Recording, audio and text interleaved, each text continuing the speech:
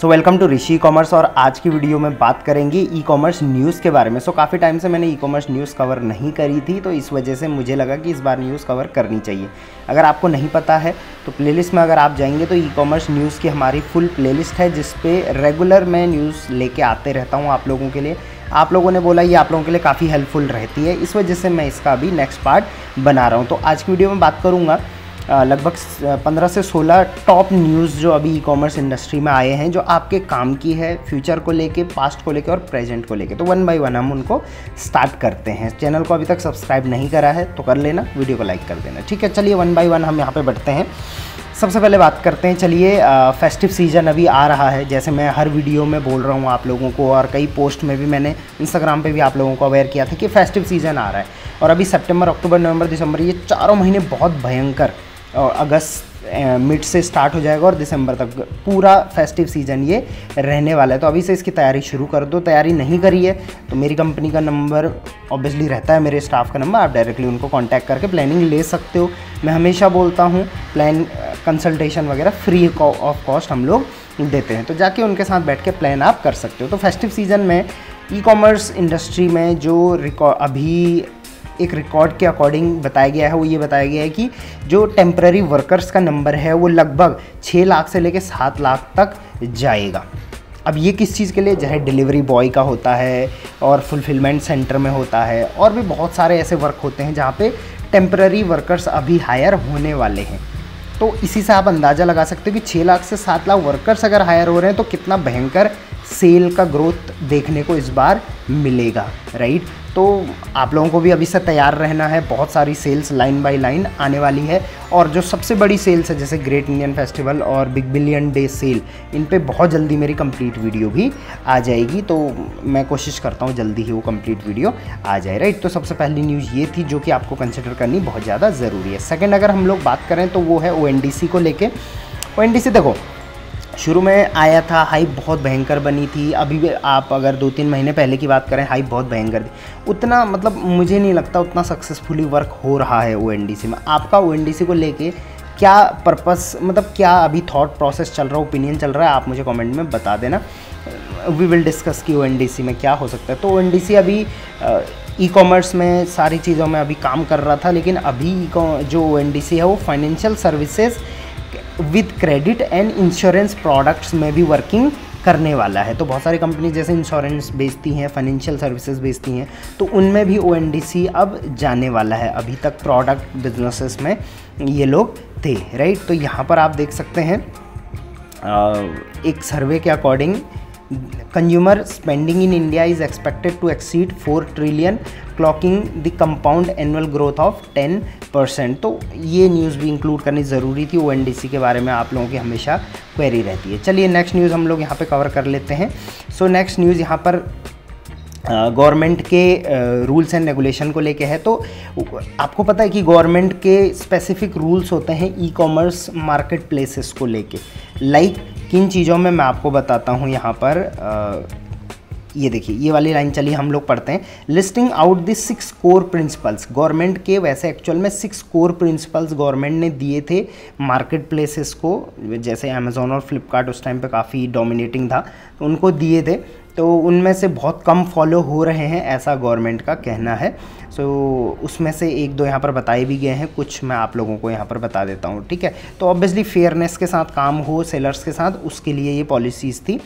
तो यहाँ पर आप देख सकते हो that needs to be fairness in algorithm which enables ranking of goods and services while providing similar treatment and accessibility of logistic services, payment gateways, several elements have already been noted। तो मतलब जैसे payment gateway का हो या logistic services का हो या algorithm किस सेलर के लिए कैसा हो रहा है, रैंकिंग किस सेलर की कैसी चल रही है, तो इसमें मार्केट प्लेसेस पार्शियलिटी ना करें। इसको लेके गवर्नमेंट की बहुत सारी रूल्स एंड रेगुलेशन आई थी। 6 प्रिंसिपल्स थे, बट उनमें से बहुत कम फॉलो होते हैं, ये आप लोग भी जानते हो, राइट।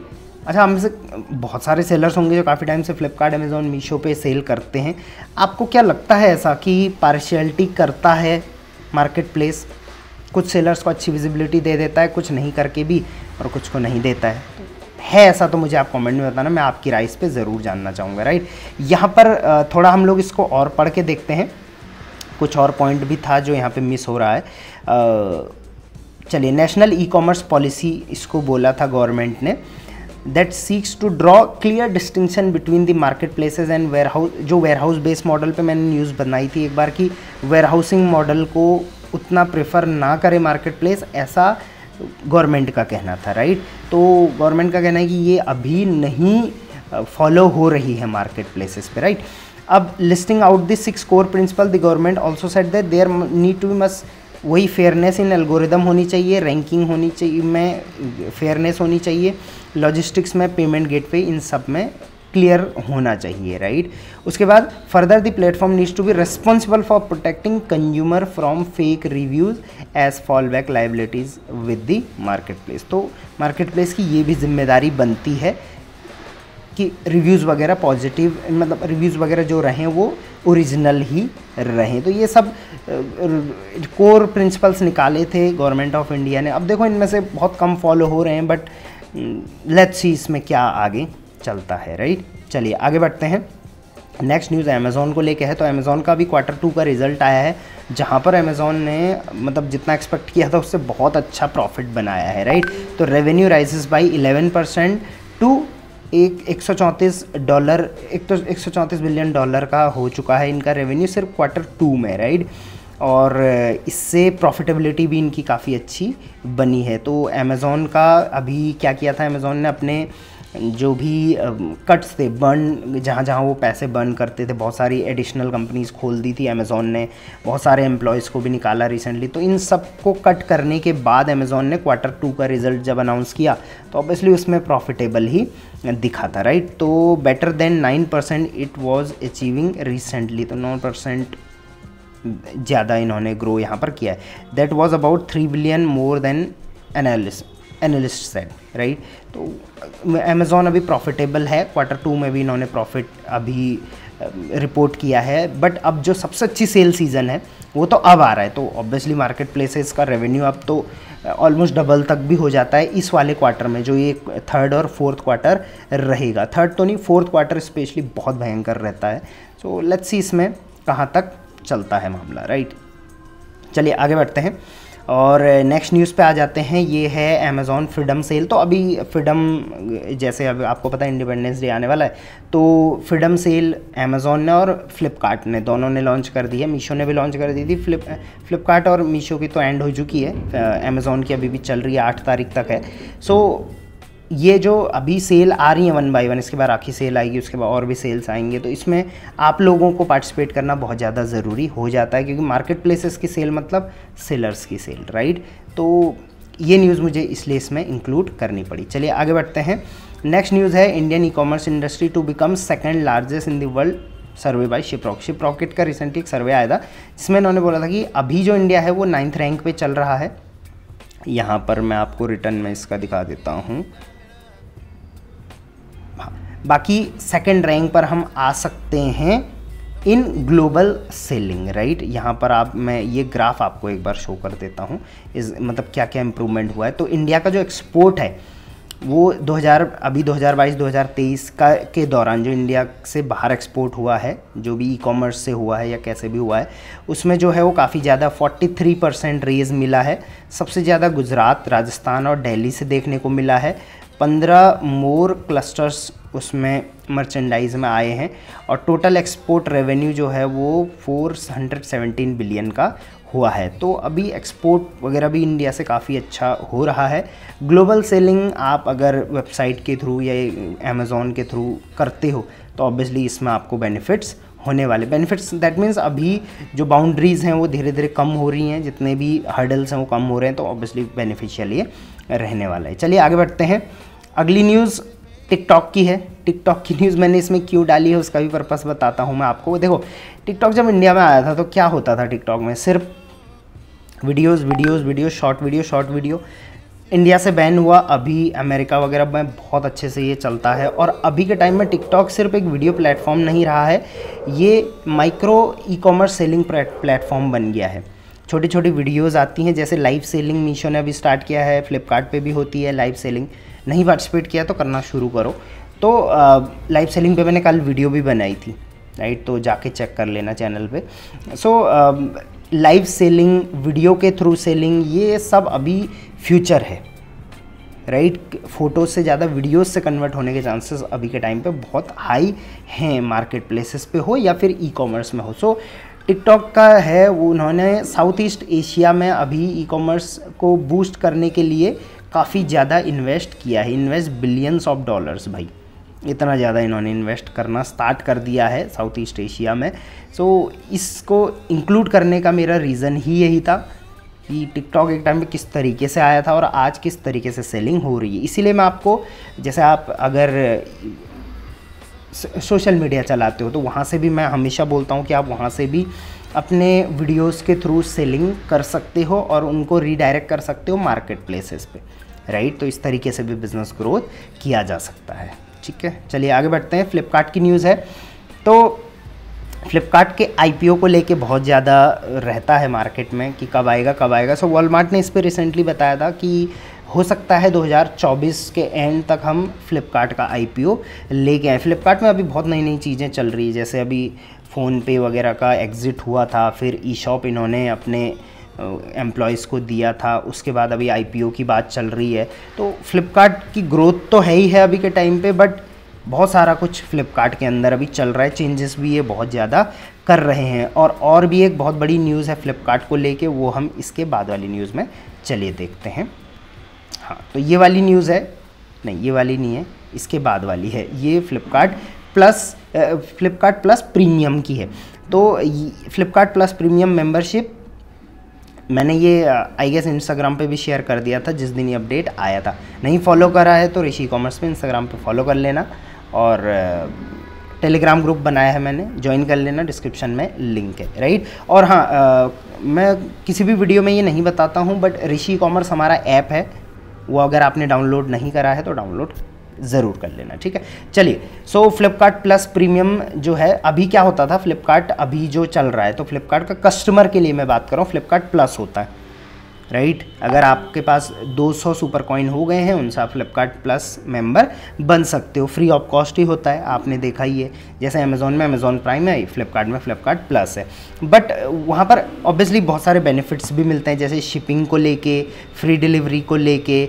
उसके बाद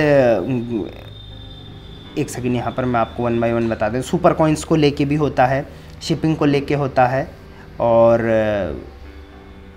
that's it, prior customer support वगैरह, ठीक।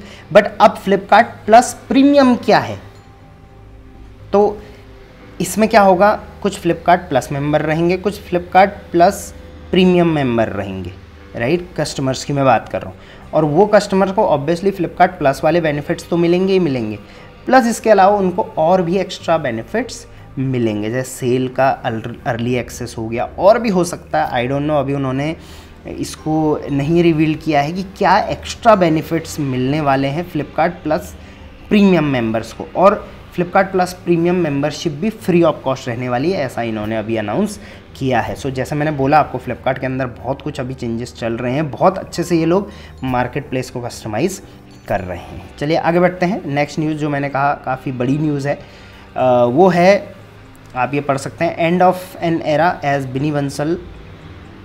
एडवर्टाइजिंग पॉज कर देते हैं।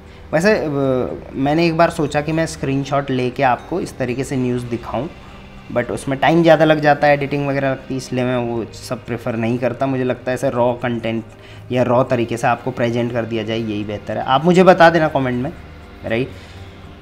End of an era as Binny Bansal, SL and Tiger Global exit Flipkart with bumper returns. तो भाई आपको भी पता है, सचिन बंसल और बिनी बंसल ने इंडिया में एक टाइम पे फ्लिपकार्ट स्टार्ट किया था, इंडियन कंपनी थी, राइट। तो सचिन बंसल ने तो जिस टाइम पे वॉलमार्ट ने ख़रीदा था फ्लिपकार्ट को, उसी टाइम पे एग्जिट कर दिया था, अपने शेयर बेच दिए थे। बट बिनी बंसल जो उनके भाई हैं, उन्होंने अब जाके अपने शेयर बेचे हैं, और अब तो भाई टोटली वॉलमार्ट का हो चुका है फ्लिपकार्ट, लगभग 80% से ऊपर शेयर वॉलमार्ट के हो चुके हैं। इंडियन कंपनी अब कहीं से भी नहीं रही है डेफिनेटली। एसएल कंपनी और टाइगर ग्लोबल, इन दोनों ने भी इनिशियली फ्लिपकार्ट में इन्वेस्ट किया था, बहुत बड़ा लेवल पे इन्वेस्ट किया था इनिशियली जब शुरुआत थी। तो इन्होंने भी अपने शेयर बेच दिए हैं। तो सब ने अपने शेयर बेच के सारा वॉलमार्ट ने अब ख़रीद लिया है। आप देख सकते हैं बिनी बंसल, यहाँ पर है इनकी फ़ोटो, और कितने रुपए इनको मिले हैं मैं एक बार दिखा देता हूँ यहाँ पे आपको, बिनी बंसल का यहाँ पर। सो बिनी Bansal has sold his remaining 1 से लेकर 1.5% तक के शेयर थे इनके पास, स्टेक थे फ्लिपकार्ट के, और कुछ बिलियन 35 बिलियन डॉलर के वैल्यूएशन पे इन्होंने ये बेचे हैं, राइट। तो बहुत ही भयंकर रिटर्न्स ऑब्वियसली मिले हैं। एसएल हो गया, टाइगर ग्लोबल हो गया, ऑब्वियसली बिनी बंसल तो फाउंडर ही थे। तो आप लगा लो कि किस टाइम पे इन्होंने स्टार्ट किया था और आज सेल किया है, लगभग 15-20 साल हो गए हैं, राइट। तो बहुत भयंकर इनको रिटर्न्स मिला है। और मुझे ऑब्वियसली एक चीज़ यहाँ पर फील होती है कि अब जो कंट्रोल है पूरा वो वॉलमार्ट के हाथ पे, एक अमेरिकन बेस्ड कंट्री है, बट ऑब्वियसली हमेशा से रही तो इंडियन कंपनी ही है, हेडक्वार्टर तो हमेशा से इनका बाहर ही रहा था। बट लेट्स सी आपका इस पर क्या टेक है, मुझे आप कमेंट में ज़रूर बताना। मुझे लगता है ऑब्वियसली जब एक ही बड़ी कंपनी है जिनके हाथ पे पावर रहेगी तो इससे काफ़ी अच्छी पॉलिसीज़ वगैरह बनने के चांसेस हो सकते हैं, राइट। आप मुझे बताना कमेंट में, लेट्स सी आपका क्या ओपिनियन है इसको लेके। चलिए आगे बढ़ते हैं।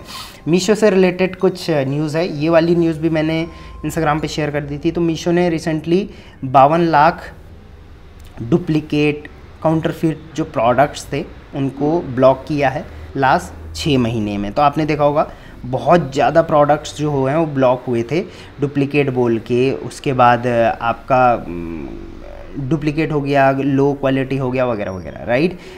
तो इसमें ये जो 52 लाख प्रोडक्ट हैं ये लगभग 5% है टोटल लिस्टिंग का। तो 5% लिस्टिंग टोटली ब्लॉक्ड, ठीक है। अच्छी फ़ोटो नहीं थी या फिर उसके रेटिंग रिव्यू अच्छे नहीं थे, वो जाता कुछ और था और था कुछ और, राइट। तो इस तरीके से कुछ ये किया है मीशो ने, मैनुअली नहीं किया है, इनका बोलना है। एआई हमने इसके लिए यूज़ किया है और एआई को जो भी कमांड दी गई उसने उस हिसाब से 52 लाख तो प्रोडक्ट्स को डीलिस्ट किया, प्लस कुछ कई सेलर्स को भी ब्लॉक किया। सेलर कितने ब्लॉक हुए थे उनका नंबर एक बार हम देख लें, अगर यहाँ पर मेंशन है तो 10 लाख रेस्ट्रिक्टेड प्रोडक्ट इन नहीं, तो यहाँ पे सेलर्स का नंबर, हाँ, blocked over 12,000 bad actor accounts. तो 12,000 सेलर अकाउंट ब्लॉक हुए हैं। प्रोजेक्ट इनका ये एक प्रोजेक्ट है, इसका नाम दिया है इन्होंने प्रोजेक्ट सुरक्षा, ठीक। तो 12,000 इसमें अकाउंट जो हैं वो ब्लॉक करे हैं इन्होंने इसके तहत। अगर आपके साथ भी ऐसा हुआ, लिस्ट डीलिस्ट हुई या फिर अकाउंट ब्लॉक हुआ, तो आप मेरे को कमेंट में ज़रूर बता देना। और इसके अलावा जैसे मैंने बताया कि ये एआई के थ्रू इन्होंने किया है, तो कहीं ना कहीं कई जेन्युइन लिस्टिंग और जेन्युइन अकाउंट्स भी ब्लॉक हुए हैं, ये मैंने देखा है। तो अगर आपके साथ ऐसा हुआ तो आप मुझे बता सकते हैं, और अगर कोई उसमें असिस्टेंस चाहिए, हेल्प चाहिए, तो मेरी टीम को आप कांटेक्ट कर सकते हैं। फर्स्ट कमेंट में आपको नंबर मिल जाएगा। तो ये न्यूज़ काफ़ी इंपॉर्टेंट थी और वैसे मैंने शेयर तो कर ही दी थी, ठीक है। चलिए आगे बढ़ते हैं। Next news, Meesho takes the fight to Amazon and Flipkart territory as it taps brand commission and revenue push. अब देखो मीशो अभी तक क्या था, 0 कमीशन था, तो अमेज़ॉन फ्लिपकार्ट से उतना कम्पीट नहीं कर पा रहा था उसके लेके, कमीशन को लेके और प्रॉफिट्स को लेके। बट अभी जैसे मीशो मॉल आया है तो वहाँ पर जैसे मुझे अभी तक सेलर से पता चला कि 2% से स्टार्ट होता है कमीशन और 20-22% तक भी जाता है। सो मीशो मॉल में, अगर मीशो मॉल पे मैंने डिटेल वीडियो भी बनाई थी, जाके चेक कर लेना। सो अभी मीशो धीरे धीरे कई चीज़ों में कमीशन लेना स्टार्ट किया, जैसे मीशो मॉल में कमीशन आएगा, उसके बाद मीशो लाइव सेलिंग करोगे उसमें कमीशन होगा। तो कमीशंस काफ़ी जगहों से मीशो ने अब इकट्ठा करना स्टार्ट कर दिया है, बहुत सारे प्रोग्राम भी सेल कर रहा है, एडवर्टीज़मेंट वगैरह भी है। तो इससे ऑब्वियसली जो फ्लिपकार्ट अमेज़ॉन है उनसे टक्कर करने की बहुत भयंकर टक्कर हो रही है, राइट। चलिए आगे बढ़ते हैं। तो यहाँ पर ये काफ़ी इंपॉर्टेंट न्यूज़ है, Meesho planning to deliver furniture item by Diwali this year. तो ये वाली वैसे न्यूज़ तो बहुत पहले से आ रही थी कि मीशो अब फर्नीचर भी सेल करेगा। आपकी फर्नीचर कैटेगरी है तो मुझे आप कमेंट में बताना, मैं इस पर एक अलग सी वीडियो ज़रूर बना दूंगा। सो अभी प्लान है मीशो का कि हम फर्नीचर वगैरह भी डिलीवर करना स्टार्ट करेंगे दिवाली से, बट मेरा यहाँ पर देखो सिंपल सा ओपिनियन ये है, पहले जो और प्रोडक्ट्स हैं उन्हीं को अगर हम सक्सेसफुली डिलीवर करें, आरटीओस कम करें और सक्सेसफुल प्रॉपर अच्छी डिलीवरी करें तो वो बेहतर रहेगा। क्योंकि मीशो का अभी के टाइम में अपना कुरियर नहीं है, थर्ड पार्टी कुरियर पार्टनर से काम करवा रहे हैं और उन्हीं से आप फर्नीचर भी भिजवाओगे, आरटीओ होगा, कस्टमर्स को इतनी छूट दे रखी है तो नुकसान काफ़ी हो सकता है। तो आप फर्नीचर बेचने की सोच रहे हो तो एक बार इस चीज़ के बारे में ज़रूर सोचना। एक एक प्रोडक्ट लॉस वहाँ पे बहुत बड़ा आपको हो सकता है। तो मीशो को अभी के टाइम मेरा तो देखो यही रहेगा सजेशन। बाकी आपका क्या सजेशन है मुझे आप कमेंट में ज़रूर बताना इस वाली खबर को लेके, राइट। चलिए फाइनल खबर पे हम लोग आ गए हैं। Meesho cuts cash burn by 90%। तो मीशो पहले बहुत ज़्यादा कैश बर्न कर रहा था, आप देखोगे टीवी में, आईपीएल में, सब जगह मीशो के ऐड चलते थे। अब वो थोड़ा मार्केटिंग बजट इन्होंने काफ़ी कम कर दिया है, जैसे आईपीएल में इस बार नहीं था। तो 90% जो है वो इन्होंने अभी के टाइम पे अपना बर्न कम कर दिया है। प्लस अर्निंग बहुत जगहों से कर रहे हैं, जैसे मैंने अभी इससे पहले बताया आपको। तो इस वजह से इस साल के एंड तक, अभी तो अगस्त सितंबर हो गया है, तो इस साल के एंड तक ये प्रॉफिटेबल आ जाएंगे, EBITDA positive, right. EBITDA positive क्या होता है? Earning before investment, taxes, depreciation and amortisation. तो एबिटा पॉजिटिव जा सकते हैं। तो मीशो की प्रॉफिटेबिलिटी को लेके आपका क्या है टेक, वो भी मुझे आप कमेंट में ज़रूर बताना। अब प्रॉफिटेबल होने के बाद फिर मीशो किस तरीके से मार्केट प्लेस को पिवोट करता है, किस तरीके से कस्टमर्स और सेलर का जो बॉन्डिंग है उसको बनाता है, वो देखने लायक है, राइट। बाकी ये थे मेरी एंड से आप लोगों के लिए top 14 I guess e commerce news जो आपके काफ़ी काम आएंगे। वीडियो कैसी लगी मुझे आप कमेंट में, बहुत कम सेलर बताते हैं, प्लीज़ बता दिया करो ताकि मुझे पता चल जाए किस टाइप की वीडियो आपको पसंद आ रही है। बाकी चैनल को ज़रूर सब्सक्राइब करके जाना। Till then, thank you very much, keep selling online.